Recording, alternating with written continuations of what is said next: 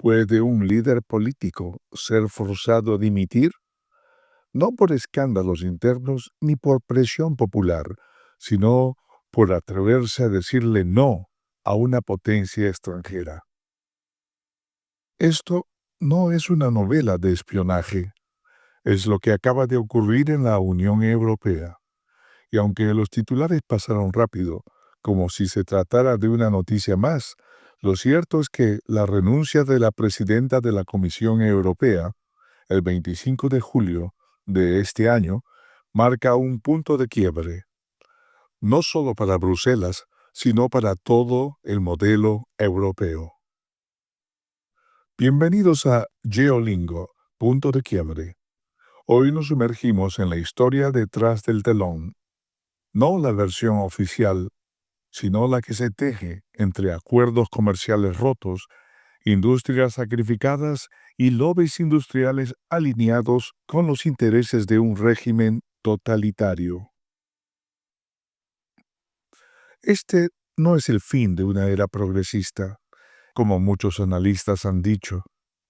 Este es el comienzo de algo más inquietante, la institucionalización de una Europa servil a China. ¿Qué sucedió en Pekín? La reunión estaba prevista para 2 días, pero bastó uno solo para que todo se derrumbara. La presidenta de la comisión llegó a Pekín con una postura inesperadamente firme. Ya no era la burócrata cautelosa de años anteriores. Exigió a China eliminar las subvenciones a sus exportaciones, abrir su mercado, dejar de imponer joint ventures obligatorios, poner fin al espionaje industrial disfrazado de inspección fiscal y mucho más. Fue, en términos diplomáticos, una ruptura con el guión habitual de Bruselas, un giro de 180 grados. Pero el gobierno chino no tolera que le marquen condiciones. En respuesta, canceló de inmediato la segunda jornada. Los acuerdos comerciales no se firmaron. El mensaje fue claro. Si Europa exige justicia, China se levanta de la mesa. Al regresar a Bruselas, la presidenta presentó su dimisión, no por falta de respaldo institucional. Había sobrevivido al voto de confianza, no por falta de apoyo ciudadano. Apenas se había activado el debate público. Renunció porque su propio entorno la dejó sola. La Europa que dice defender derechos humanos y libre competencia no la respaldó cuando intentó frenar a una potencia autoritaria. Pero para entender este desenlace, tenemos que retroceder un poco en el tiempo, porque esta renuncia no se produce en el vacío. Es la consecuencia de una cadena de decisiones que Europa ha tomado durante años. ¿Fue el Pacto Verde el causante de la relocalización y desindustrialización de Europa? Todo comienza con una idea: el Green Deal o Pacto Verde, un proyecto ambicioso presentado como la gran transición energética de la Unión Europea. Pero tras sus discursos sobre sostenibilidad, había un objetivo menos discutido: acelerar el desmantelamiento de la industria tradicional europea. Fábricas de acero, motores, combustibles, agroquímicos, todo lo que no encajaba en el nuevo paradigma ecológico fue objeto de presión regulatoria. La solución propuesta fue elegante: relocalizar. ¿Dónde? En países más eficientes, o con una energía más barata, o con sueldos mucho más bajos para disminuir los costos de producción. La paradoja era brutal. Europa predicaba sostenibilidad mientras trasladaba su producción a países sin estándares ambientales reales. Y entre todos esos países, uno destacaba por encima de los demás: China comunista. ¿El disfraz de la transición energética o la sumisión absoluta a China? Lo que se vendió como una transformación verde se convirtió en una invitación abierta para que China conquistara el mercado europeo desde afuera y desde adentro.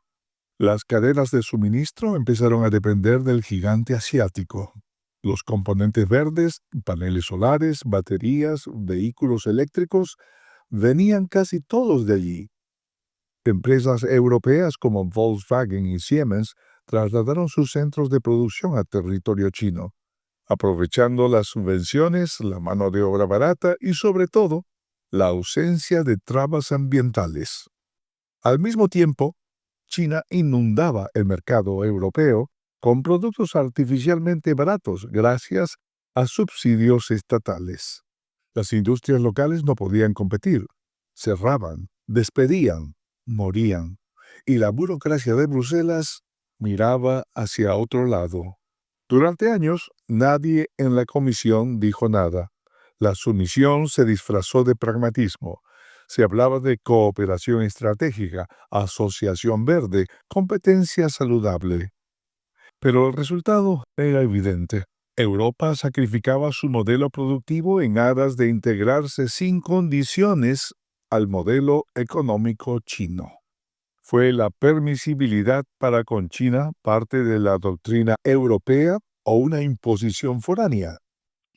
Lo ocurrido esta semana con la presidenta de la Comisión Europea no fue una anomalía, fue la culminación de un proceso donde Europa ha cedido soberanía económica y tecnológica desde hace ya mucho tiempo, paso a paso.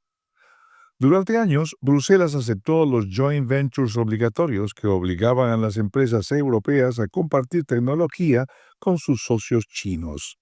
Permitió el ingreso masivo de bienes subsidiados, ignoró el espionaje comercial y no puso límites reales a la compra de infraestructura clave por parte de conglomerados ligados al Partido Comunista Chino.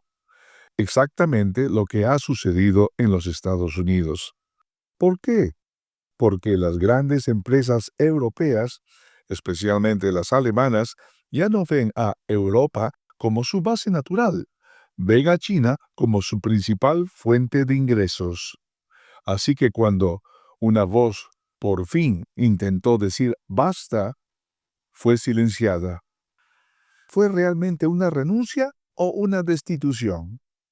La presidenta no cayó porque fracasó en su gestión. Cayó porque dejó de ser útil al modelo que Europa ha construido en silencio, un modelo de dependencia. Su firmeza en Pekín fue un error estratégico, dentro de una estructura que ya no tolera la firmeza. Su renuncia es presentada como una decisión personal, pero en realidad fue la rendición final de Europa frente a un poder externo. No hay otra forma de decirlo. La renunciaron. Y lo más grave es que esto no marca el fin del progresismo totalitario de Bruselas, como algunos creen. Al contrario, es el inicio de su fase más agresiva. Porque los próximos líderes ya están alineados con esa lógica y vendrán con menos vergüenza, menos disimulo y más obediencia. El control chino ya está asentado en Europa. Lo que estamos viendo en Europa hoy, América ya lo vivió. Durante décadas, Estados Unidos permitió el ascenso de China, abrió sus mercados, cedió propiedad intelectual, reubicó fábricas, subestimó al régimen. Y cuando intentó frenar esa expansión, ya era demasiado tarde. Fue necesaria una ruptura, una guerra comercial, un giro drástico liderado por la administración Trump. Y aún hoy, ese proceso de recuperación es lento, doloroso y cargado de conflictos. Europa aún está a tiempo, pero cada día que pasa se acerca más al punto sin retorno. La renuncia de esta semana fue un síntoma, una advertencia, un espejo, porque cuando los líderes políticos son sacrificados por defender a sus industrias, cuando los acuerdos se rompen por exigir justicia, cuando las decisiones ya no se toman en Bruselas sino en Pekín, entonces ya no hablamos de cooperación, hablamos de ocupación comercial. Europa está en una encrucijada. Puede recuperar su modelo, su voz, su soberanía, o puede seguir entregando sus industrias, su política y su dignidad a un régimen que no tolera el disenso. La renuncia de la presidenta de la Comisión Europea no es el fin de un ciclo, es el fin de las excusas, porque ahora sabemos que no se trataba de incompetencia, se trataba de complicidad. Gracias por escuchar Duolingo, punto de quiebre. Si este episodio te ayudó a ver con claridad lo que se esconde detrás del telón diplomático, suscríbete, comparte y activa la campanita.